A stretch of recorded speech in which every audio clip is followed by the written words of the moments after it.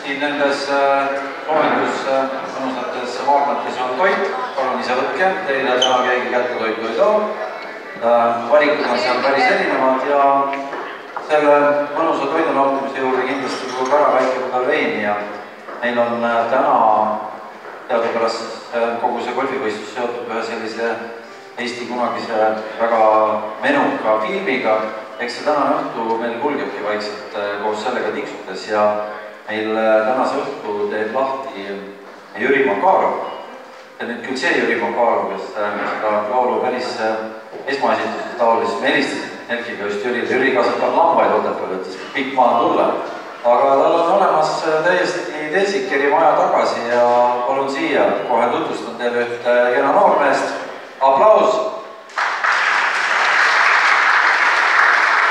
Lähme Postiga maja, Keit Johannes ka siia ja tema kaadriteks on siis 2 tütarlast viiuliga ja korjame kohe kuulema.